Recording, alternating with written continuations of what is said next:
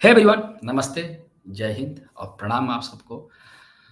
ये वीक जो था, बहुत ज़्यादा वोलेटाइल था और वो अनएक्सपेक्टेड था। इनफैक्ट मार्केट ने नया हाई भी लगाया और ऐसा लग रहा था कि कहीं यहीं से ऊपर तो नहीं चले जाए, लेकिन जो वोलेटिलिटी मार्केट ने दिखाई वो रियली अमेजिंग था।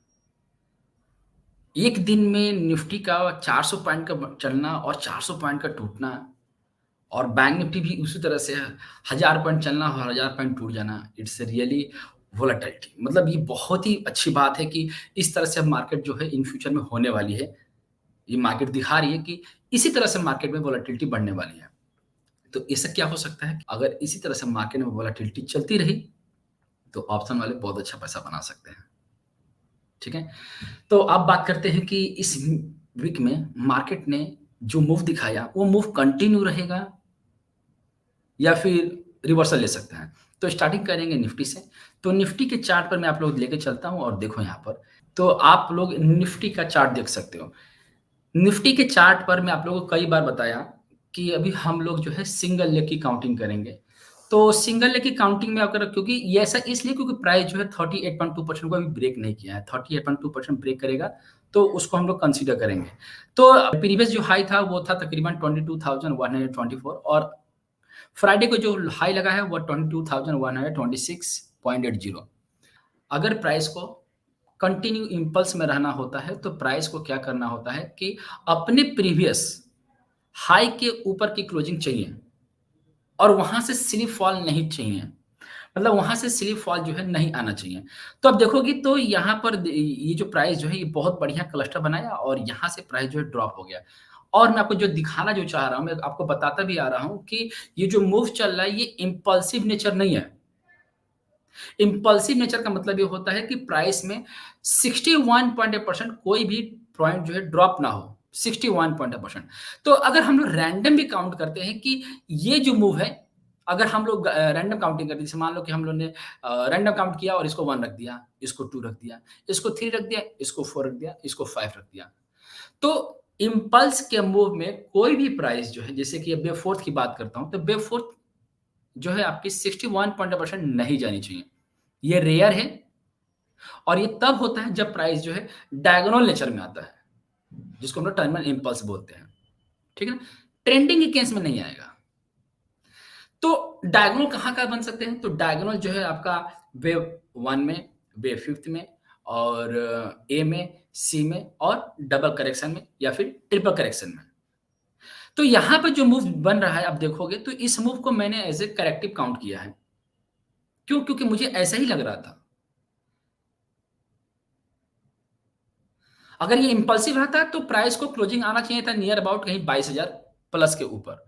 ठीक है? एनीवे अब देखो कि अब अगला क्या हो सकता है कि अगर मैं यहाँ से रिट्रेसमेंट डाला है, तो यहाँ पर रिट्रेसमेंट आप देखोगे, तो इसको मैं ट्रिपल करेक्शन की तरह रीड किया है मैंने। तो ट्रिपल करेक्शन के बाद जो है प्राइस जो है अच्छा खासा मूव देता है। बट यहाँ पे देखोगे तो यहाँ पे एक्स और मतलब ये स्मॉल एक्स है और ये बिग एक्स है, बड़ा एसएल है। तो दोनों का जो ट्रेंड लाइन मैंने अप्लाई किया हुआ है, ये टूटा नहीं है। ये टूटेगा तो ट्रेंड चेंज होगा और नहीं टूटता है तो प्राइस फिर से यहाँ से रिवर्सल लेना शुरू कर देगा। ये ध्यान रखना कि अब कभी भी मार्केट में ट्रेंड चेंज होगा तो मार्केट में ट्रेंड चेंज हो ये तब चेंज होगा जब 61.8% और 38.2% के प्राइस जो है ब्रेक कर देता है, तो प्राइस का ट्रेंड चेंज हो जाएगा। तो अभी जैसे अगर इन केस अगर प्राइस का ट्रेंड चेंज होता है तो ये पूरा स्ट्रक्चर जो है हमने बताया था, इस पूरे स्ट्रक्चर को हम लोग डब्ल्यू कंसीडर करेंगे और इस पूरे स्ट्रक्चर को एक्स कंसीडर करेंगे। क्योंकि जो एक्स होता है वो एक्स आपका मैक्सिमम 111% हो सकता है। ये रेयर है, मैं ऐसा इसलिए बोल रहा हूँ कि अगर ये फ्लैट करेक्शन होता, चूँकि ये फ्लैट करेक्शन नहीं है, ये ज़िगज़ैग करेक्शन है। अगर ये फ्लैट करेक्शन रहता तो नो डाउट जेड जो है आपका 111% है। बट मैं इस रूल को इग्नोर नहीं कर रहा हूँ, यहाँ पर प्राइस जो है 81% तक गया हुआ है, सॉरी 100% तक गया हुआ है। अगर यहाँ से प्राइस जो है सपोर्ट लेता तो 111% भी जा सकता है। ठीक है? स्टिल वो करेक्टिव नेचर में ही रहेगा। तो अगर हम लोग बात करते हैं कि अगर इनकेस से ये टूटता है, तो प्राइस कहाँ तक आएगा? तो ये डब्ल्यू कंसीडर हो जाएगा और ये आपका ये एक्स कंसीडर हो जाएगा।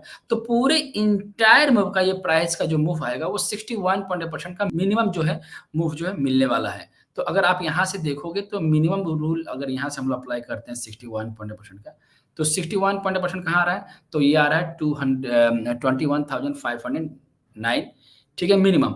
या फिर अगर यहाँ से डब्ल्यू अगर इसको हम एक्स कंसीडर कर रहे हैं, तो वाई जो है आपका लास्ट जहाँ से चला था प्राइस वहीं तक आ जाएगा और उतना ही टाइम फ्रेम में आएगा। क्यों? क्योंकि ये जो टाइम फ्रेम देख रहे हो, ये टाइम फ्रेम और ये टाइम फ्रेम, जहाँ भी डब्ल्यू का टाइम फ्रेम और एक्स का टाइम फ्रेम सेम रहता है, तो वाई का भी टाइम फ्रेम जो होता है वो सेम हो जाता है।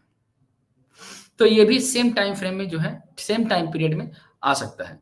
तो अभी क्या करना है, अगर हमें एक्शन लेना हो तो क्या करेंगे?